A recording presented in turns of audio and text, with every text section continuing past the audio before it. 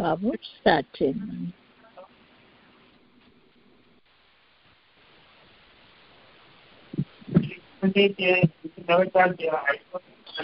అమ్మా just 1 second అమ్మా, డిస్టర్బ్గా ఉంది.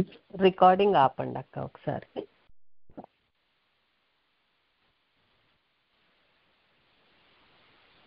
ప్రేమ నమ్మకములు కలిగిన మన ప్రభువును రక్షకుడైన యేసుక్రీస్తు వారి నామంలో ఏసీఆర్ మినిస్ట్రీస్ లో ఉన్న కుటుంబాలకు, ఈ యొక్క వాక్యాన్ని వింటున్నటువంటి ప్రియ సహోదరి సహోదరులైన అందరికీ యేసుక్రీస్తు వారి నామమున శుభములు తెలియజేస్తున్నాను. దేవుని ఉన్నతమైన ప్రేమ మన ఎడల దేవుడు కనపరిచి, దేవుడు మనలను ఆయన సన్నిధిలో నిలబెట్టిన విధానాన్ని బట్టి మన కొరకై దేవుడు కలిగిన ఉద్దేశాలను మనము గుర్తెరిగి ఇప్పటి వరకు ఆయన సన్నిధిలో మనము నిలబడిన విధానాన్ని బట్టి, ఆయన అనుగ్రహించిన కార్యాలను జరిగిస్తూ ఉన్న విధానాన్ని బట్టి నేనంతో ప్రభువుని స్తుతిస్తూ ఈ నూతన సంవత్సరంలో దేవుడు మన కొరకు ఉద్దేశించిన ఏర్పాటును మనము గుర్తెరిగి దేవుడిచ్చిన పని కొరకై ఒక బాధ్యతాయుతమైనటువంటి ఒక పిలుపును మన యొక్క జీవితాల్లో మనం ఎలాగూ గ్రహించగలుగుతాం. ఇది ఈ ఉదయకాల సమయంలో దేవుడు నా హృదయంలో ఉంచినటువంటి ఒక మాట. యేసు ప్రభు వారు ఈ లోకంలో జన్మించినప్పుడు ఆయన యెరూషలేములోనే ఉన్నారు. మనందరికీ తెలుసు, మొట్టమొదట ఆయన జన్మ కాలంలో జనసంఖ్య రాయటానికి వాళ్ళు అక్కడికి తీసుకుని వచ్చారు. తరువాత మరలా 12 సంవత్సరాల అనంతరము మరలా యేసు ప్రభువుని తీసుకుని వాళ్ళు యెరూషలేముకి తెచ్చినట్లుగా మనం లూకాసు వార్త 2వ అధ్యాయంలో చూస్తాం. అయితే ఆ ఏర్పాటులో ఆయన తిరిగి వెళుతున్నప్పుడు ఆ తల్లిదండ్రుల మధ్యలో నుండి ఆయన అక్కడ ఉన్నటువంటి సమాజ మందిర పెద్దల వద్ద ఉన్న విషయాన్ని, వాళ్ళతో కూడా ఉన్నారులే అనుకుని వాళ్ళ ప్రయాణం కొనసాగించడాన్ని మనందరము ఎరిగి ఉన్నాం. అయితే 2వ అధ్యాయం 49వ వచనంలో యేసు ప్రభు వారు సెలవిచ్చిన ఆ మాటని మనము చదువుతాం. ఆయన మీరేలా నన్ను వెదకుచుంటిరి, నేను నా తండ్రి పనుల మీద నుండవలనని మీరు ఎరుగురా అని వారితో చెప్పారు. చదవబడినటువంటి లేఖనము ప్రభువు మన యొక్క జీవితాల్లో ఈ వాక్యం వింటున్న ప్రతి ఒక్క బిడ్డ జీవితంలో ఆయనకు మహిమకరంగా నెరవేర్చడానికి కావలసిన జ్ఞానాన్ని దయచేయను గాక. ఆమేన్. ఒక 12 సంవత్సరాల బాలుడు వాళ్ళ తల్లిదండ్రులను వేస్తున్నటువంటి ఒక 2 ప్రశ్నలను మనం ఇక్కడ చూస్తాం. అదే ఆ యేసు ప్రభు వారు ఆయనకున్నటువంటి ఆ పిలుపును గ్రహించటము, ఆ పిలుపు కొరకైన బాధ్యతను తీసుకోవటానికి సిద్ధపడటము. దేవుని సన్నిధానం చెంత అనేక సంవత్సరాల విశ్వాస ప్రయాణంలో ఉన్నటువంటి అనేక మంది దేవుని అంగీకరించిన బిడ్డలు వారి యొక్క జీవితాల్లో ఈ లోక శరీర సంబంధమైన వయసు ఏదైనా కావచ్చు, కానీ ఆ వయసు కంటే ఆత్మీయంగా వారు దేవునిలో జన్మించిన తరువాత యేసుక్రీస్తునందు విశ్వాసం ఉంచి ఆయన ఉన్నతమైన పిలుపు వైపుకి వారి యొక్క జీవితాలను అప్పగించుకున్న తరువాత వారు ఆ పిలుపు కొరకైనటువంటి ఒక గ్రహింపును, ఆ పిలుపులో ఉన్నటువంటి ఆ బాధ్యతలను స్వీకరించడానికి సిద్ధపడే విధానమును ఏ విధంగా కలిగి ఉంటూ ఉన్నారు అనేటువంటిది మన యొక్క విశ్వాస జీవితంలో చాలా ప్రాముఖ్యమైనటువంటి ఏర్పాటు. ఒక వ్యక్తిని దేవుడు పిలిచినప్పుడు దేవుని సంకల్పంలో ఆయన తల్లి గర్భంలోనే ఆయన ఎరిగి ఉన్నాడు. పౌలు గారు అంటాడు, జగత్ పునాది వేయబడక ముందే క్రీస్తు యేసునందు ఆయన మనను ఏర్పరచుకుని ఆయన చేసిన పని అయి ఉన్నాము అంటాడు. అంటే ఆయన ఎంతవరకు ఆయన గ్రహించాడు తనను దేవుడు పిలుచుకున్న పిలుపు విషయంలో, తన యొక్క జీవితంలో తన ఎదుటిన్న పని విషయంలో బాధ్యత తీసుకోవటానికి తాను ఎంత గ్రహింపును కలిగి ఉన్నాడు అనేటువంటిది మనము ఆయన చెబుతున్న ఆ యొక్క వాక్యపు సత్యాల్లో మనము చూడగలుగుతాం. అలాగే ప్రభువైన యేసుక్రీస్తు వారు కూడా తన యొక్క జీవితంలో ఒక 12 సంవత్సరాల వయసు వచ్చేసరికి ఆయన తన ఈ లోకంలో జన్మించడం విషయంలో, తాను జీవిస్తున్న జీవితం విషయంలో, తను ఎదుటిన్నటువంటి బాధ్యతల విషయంలో ఒక అద్భుతకరమైనటువంటి గ్రహింపును కలిగి ఆయన ఇక్కడ వాళ్ళ తల్లిదండ్రులతో మాట్లాడుతున్నట్లుగా మనము చూస్తాం. క్రీస్తునందు మనము ఒక నూతన జన్మలోనికి వచ్చిన తర్వాత మనం ఆయనకు మహిమకరంగా అలాంటి బాధ్యతను తెలుసుకోవటము, పిలుపును గ్రహించుకోవటము మన యొక్క జీవితాల్లో మనం ఎప్పుడైతే కలిగి ఉంటామో అప్పుడు మనం అద్భుతకరంగా దాని విషయంలో ప్రతిస్పందించగలుగుతాం.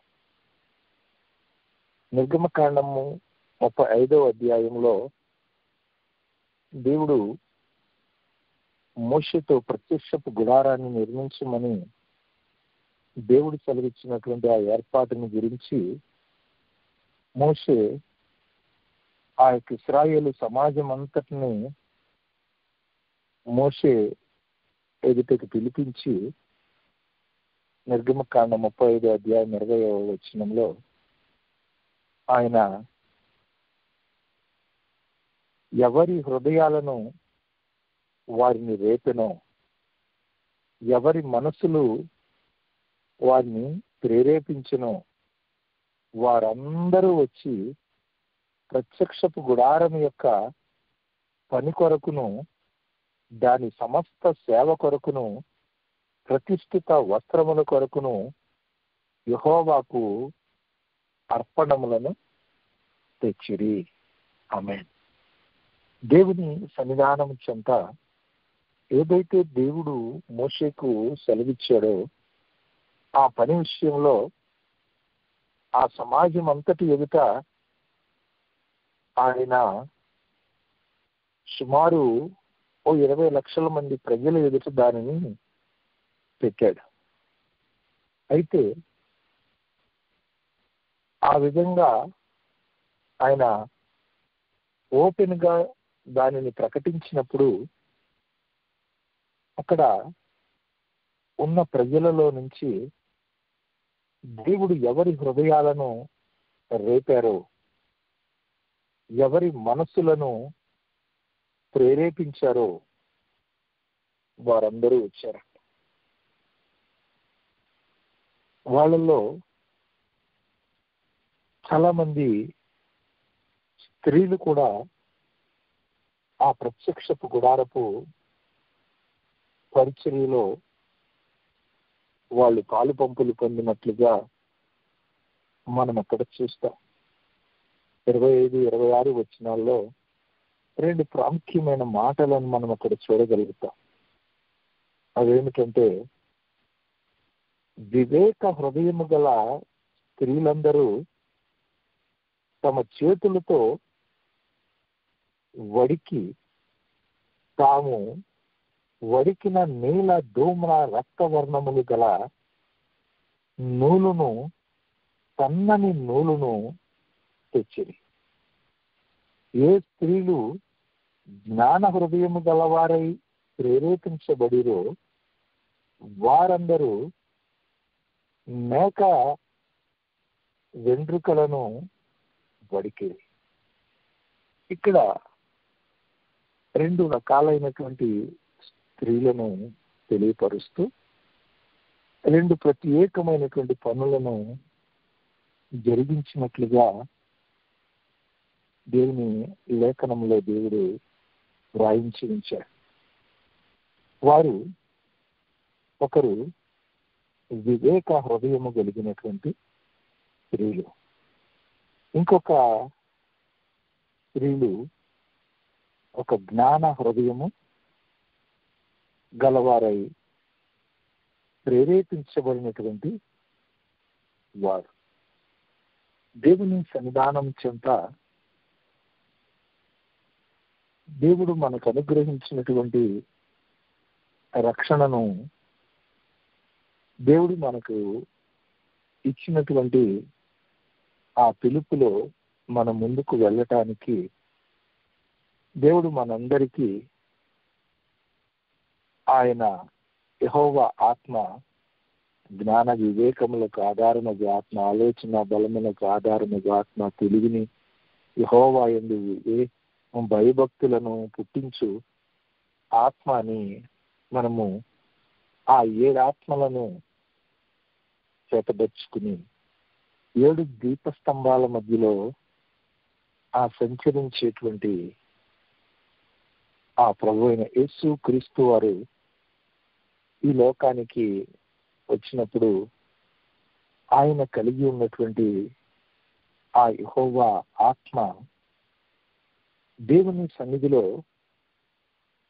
మన యొక్క జీవితాల్లో మనలో పనిచేయటానికి, రక్షించబడిన మన యొక్క జీవితాల్లో మన యొక్క పిలుపుని గ్రహించటానికి, మన బాధ్యతల కొరకైనటువంటి ఆ గ్రహింపును మనము కలిగి నడుచుకోవటానికి దేవుడు మనకిచ్చినటువంటి జ్ఞాన హృదయాన్ని, దేవుడు మనకిచ్చినటువంటి ఆ యొక్క వివేకము కలిగినటువంటి హృదయాన్ని దేవుడు ఏ కార్యాల కొరకు దేవుడు మనల్ని సిద్ధపరుస్తున్నాడో దానిని జరిగించడానికి ప్రభు సన్నిధానం చెంత మనము నిలబడవలసినటువంటి వారమై ఉన్నాం. ఎందుకనంటే ఆనాడు ఇశ్రాయేలు ప్రజలు చెరలో ఉన్నప్పుడు ఇర్మియా దేవుని సన్నిధానం చెంత మొరపెడుతూ ఉన్నప్పుడు దేవుడు ఇర్మియాతో అన్నాడు, నీవు నా సన్నిధిలో మొరపెట్టడానికి, నా సన్నిధిలో అంగలార్చడానికి నీవు ఆ స్త్రీలను పిలువను అందించమని ఇర్మియా గ్రంథం 9వ అధ్యాయంలో దేవుడు చెప్పాడు. ప్రభు సన్నిధానం చెంత దేవుడు అనుగ్రహించినటువంటి దేవుని పనిని జరిగించడానికి దేవుడు స్త్రీలను అక్కడ మోసే పనిలో ఏ విధంగా దేవుడు తన ఆత్మతో ప్రేరేపించి దేవుడిచ్చిన జ్ఞానము చొప్పున ప్రవర్తించడానికి, దేవుడిచ్చిన వివేచన చొప్పున ప్రతిస్పందించడానికి దేవుడు సహాయం చేశాడు. ఆ విధమైనటువంటి ఆ పిలుపును, ఆ బాధ్యతను గుర్తింప చేయటానికి ఒక ప్రాముఖ్య పని ఏమిటంటే,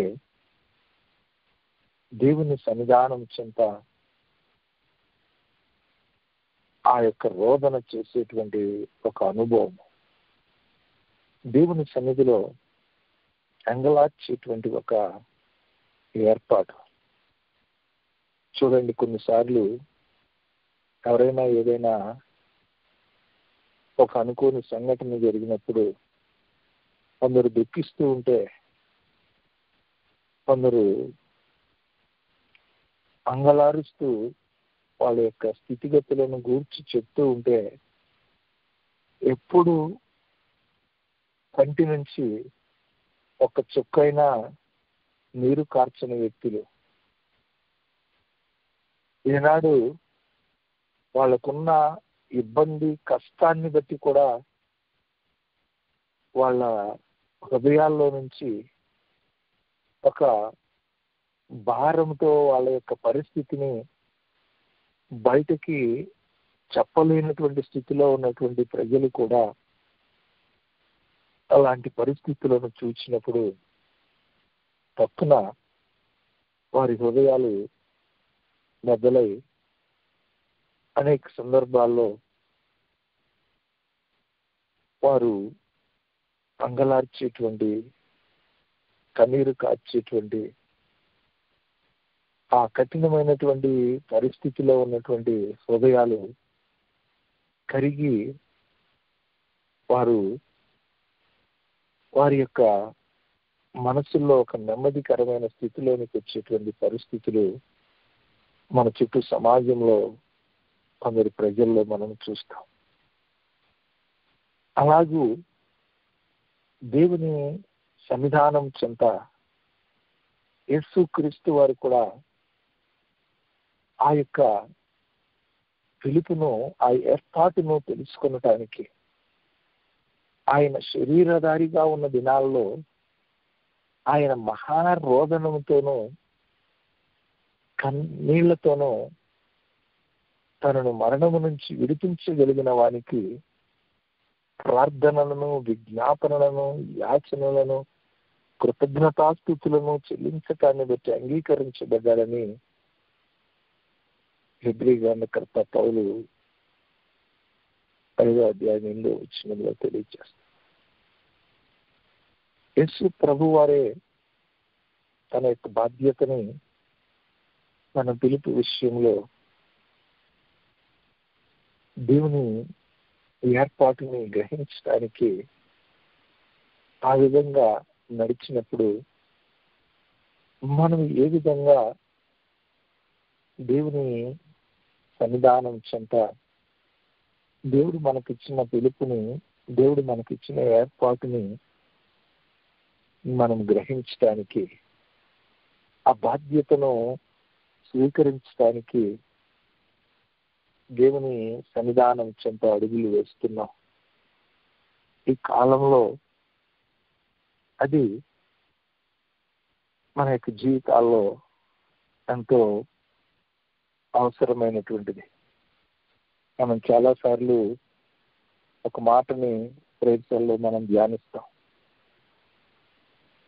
అదేమిటంటే యోహాను సువార్త 9వ అధ్యాయం 4వ వచనం.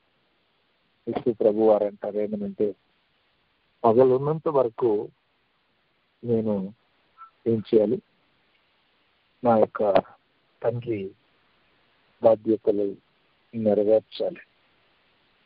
అలాగే దేవుని సన్నిధానం చెంత ఆయన ప్రతి దినము అలాగూ దేవుడిచ్చిన పిలుపును, ఆయన ఇచ్చిన బాధ్యతలను నెరవేర్తించుకుంటూ ప్రతి రోజుని ఆయన కంప్లీట్ చేస్తూ నడిచారు. ఒక సేవకుడు చెప్తారు, ప్రతి సాయంకాలం నాయన ఈ దినమందు నేను చేసిన పని నీ చిత్తానికి సరిపోయిందా అంటూ ఆయన ప్రతిరోజు ముగింపులో ఆయన తండ్రి వద్దకు వెళ్ళి తండ్రి వద్ద నుంచి ఆయన సమాధానం తీసుకుని ఆ దినాన్ని ముగించేటువంటి పరిస్థితి. అలాగే యోహాను సువార్త 2వ అధ్యాయము 17వ వచనంలో ఆయన అక్కడ ఉన్నటువంటి మందిరంలో ఉన్న ప్రతికూల స్థితులను గురించి ఆయన ప్రతిస్పందించిన విధానాన్ని చూసినప్పుడు అక్కడున్న శిష్యులకి ఏమర్థమైందంటే ఆయన రోషంతో ఆయన ప్రతిస్పందించిన పరిస్థితిని చూచి ఆ శిష్యులకి నీ ఇంటిని గూర్చిన ఆసక్తి నన్ను భక్షించునని వ్రాయబడి ఉన్నట్లు వాళ్ళు జ్ఞాపకము చేసుకునేది అని యోహాను తన యొక్క శుభవార్తలో ఆనాడు వాళ్ళతో కూడా ఉన్నాడు కనుక ఆ పాత నిబంధనలో దేవుని లేఖనాలు యేసయ్య చేస్తున్నటువంటి ఆ బాధ్యతాయుతమైనటువంటి ఆ పనులను చూసినప్పుడు శిష్యుల హృదయాల్లోనికి దేవుని లేఖనము ప్రత్యక్షపరచబడింది. ఆ విధంగా మనము దేవుడు మనకు అనుగ్రహించినటువంటి పిలుపులో మనకు అప్పగించిన బాధ్యతలను మనము నెరవేరుస్తూ ఉన్నప్పుడు మన చుట్టూ ఉన్నటువంటి ప్రజలకు, మన కుటుంబస్తులకు, అనేక మంది మన చుట్టూ ఉన్న అన్య జనులకు ఏమి కలగాలంటే దేవుని వాక్యపు ప్రత్యక్షత వారి యొక్క జీవితాల్లోనికి రావాలి.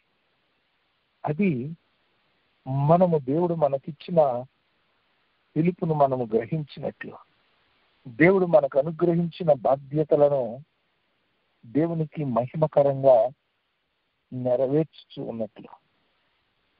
ఇంకొక మాటని మనము యోహాను సువార్త 4వ అధ్యాయము 39వ వచనంలో మనం చూస్తే అక్కడ యేసు ప్రభు వారు చెప్తారు, నేను చేసినవన్నీ నాతో చెప్పిన అని సాక్ష్యం ఇచ్చినటువంటి ఆ యొక్క స్త్రీ యొక్క మాటను బట్టి ఆ ఊరిలోని ఉన్నటువంటి ఆ సమరయులు అనేకులు ఆయన యందు విశ్వాసముంచిరి.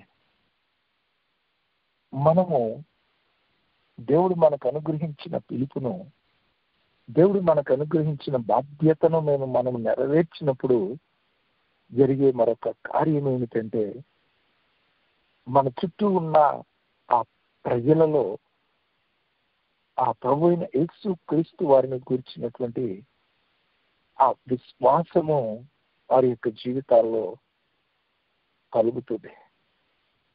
ఆ సమరయ స్త్రీ చెప్పిన మాటకి ఊర్లో ఉన్న ప్రజలందరికీ విశ్వాసం కలిగి ఈ యొక్క దినాల్లో ఆ విధంగా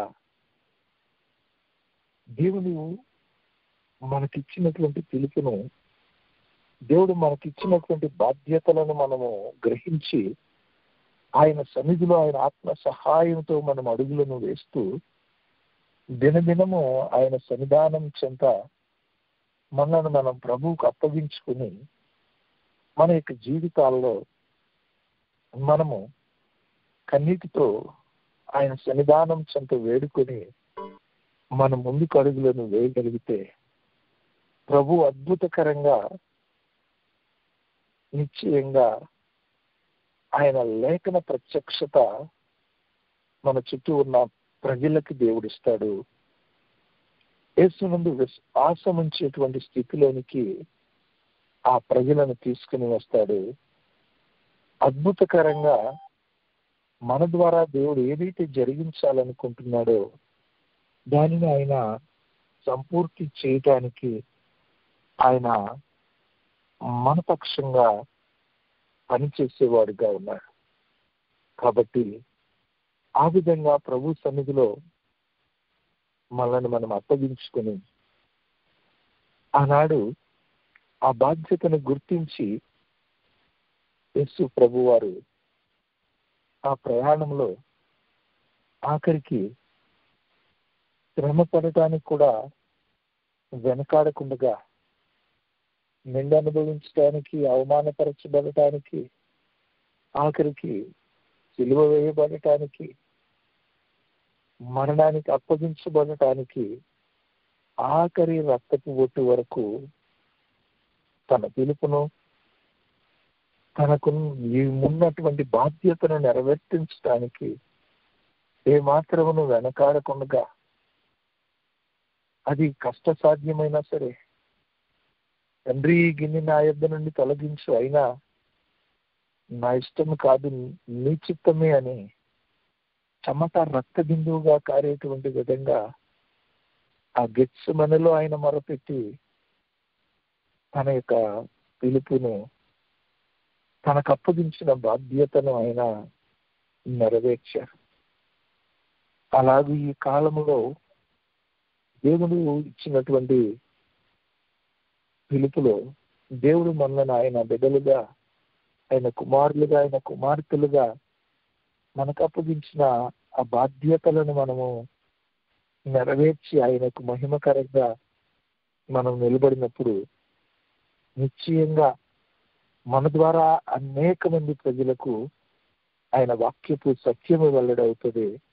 అనేకులు ఆయన మహిమ కలిగిన సన్నిధిలో విశ్వాసము యొద్దకు రాగలుగుతారు.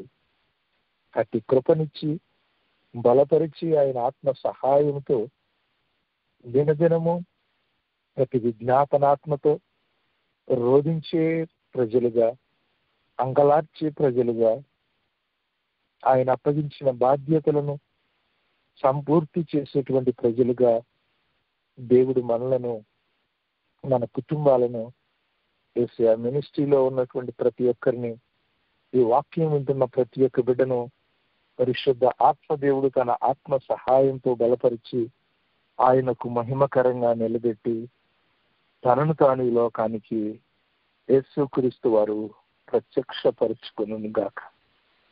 ఆమేన్. అత్యంత కృపయు విశేషమైన కనికరము కలిగిన తండ్రి, మీకు వందనాలు. మీ సన్నిధిలో నీ ఆత్మ సహాయంతో మమ్మల్ని మీరు ఈ లోకంలో నుండి మీరు ప్రత్యేకపరిచి మీ ఆత్మ సహాయంతో మీరు నడిపిస్తున్న మార్గాన్ని బట్టి మీకు వందనాలు చెల్లిస్తున్నాం. వెలుగు లోకంలోనికి వచ్చింది, అది చీకటిలో సంచరిస్తూ ఉన్నది, కానీ ఆ యొక్క వెలుగును ఆ చీకటి గ్రహింపకున్నదనేటువంటి ఏ లేఖనమునైనా మీరు యోహాను సువార్త 1వ అధ్యాయంలో మీరు సెలవిచ్చారు.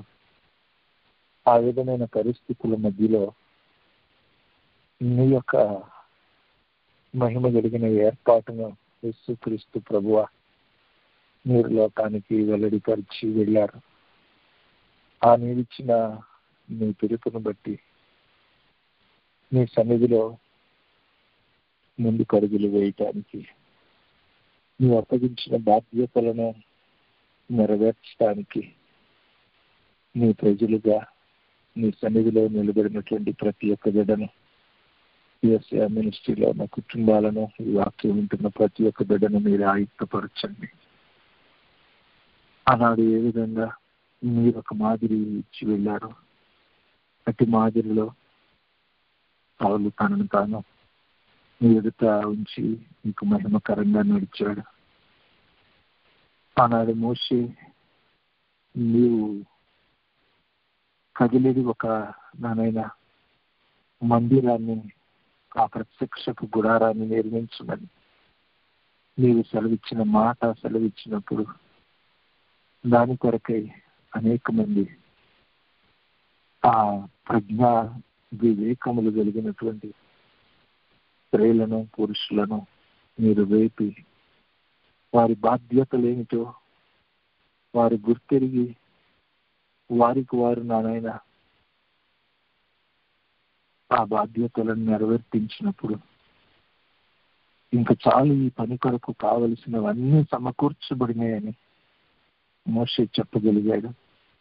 అలాగే నీవు ఇచ్చిన పిలుపును నీ యొక్క పరిచర్యను జరిగించడానికి ముందున్న ఒక జీవము కలిగిన దేవుని ఆలయాలుగా నీ మహిమను లోకంలో కనపరచడానికి ఈ యొక్క వాక్యం వింటున్న ప్రతి ఒక్క బిడ్డను, ఎస్ఐ మినిస్ట్రీలో ఉన్న ప్రతి కుటుంబాన్ని మీరే మీ ఆత్మతో ముద్రించి మీ యొక్క నాయన సన్నిధిలో మీ మార్గదర్శకత్వం ఇచ్చి మీకు మహిమకరంగా మీ ఇచ్చిన పిలుపును, మీ అప్పగించిన బాధ్యతలను నెరవేర్చడానికి కావలసినటువంటి అభిషేకాన్ని, ఆత్మనిచ్చి మీకు మహిమకరంగా నిలబెట్టి మహిమ పొందమని యేసుక్రీస్తు ప్రభువాన్ని అలాగే జరిగించినప్పుడు ఆ శిష్యుల హృదయాల్లోనికి నీవు ఆ వాక్యం వెల్లడిపరిచావు. ఆ సమరయ స్త్రీ ఆ విధంగా నీ మాట వెల్లడిపరిచినప్పుడు అనేక మంది నిన్ను ఎరుగున్న ప్రజలకు నేను విశ్వాసం ఉంచినట్లు చేశావు. అలాగే ఈ దినాల్లో నీకు మహిమకరంగా నీ వాక్యము అనేకులకు వెల్లడిపరచండి. అనేక మంది నిన్ను ఎందుకు విశ్వాసం ఉంచి సంపూర్ణంగా నిన్ను అంగీకరించినట్లు కృపనిమ్మని యేసుక్రీస్తు వారి శ్రేష్టమైన నామములో మనవులు ప్రార్థించుకొని ఉన్నాం తండ్రి. ఆమేన్. మన తండ్రి అయిన దేవుని యొక్క ప్రేమ, ఆయన ప్రియ కుమారుడు మన రక్షకుడు త్వరలో రానైన యేసుక్రీస్తు వారి కృపయు పరిశుద్ధాత్మ దేవుని యొక్క ఆదరణ సహవాసం ఇలాగ భూమి మీద ఆయన ఇచ్చిన పిలుపుని గ్రహించి ఆయనకు మహిమకరంగా బాధ్యతలు నిర్వర్తిస్తున్న వారికి ఇప్పుడు మనకుని మన కుటుంబాలకు ప్రభురాకర పర్యంతము తోడయుండి ఆయన జీవము కలిగిన వాక్యాన్ని వెల్లడిపరిచి కోట్లాది మంది ప్రజలను ఆయన ఎందుకు శ్వాసములోనికి నడిపించిన గాక. ఆమేన్.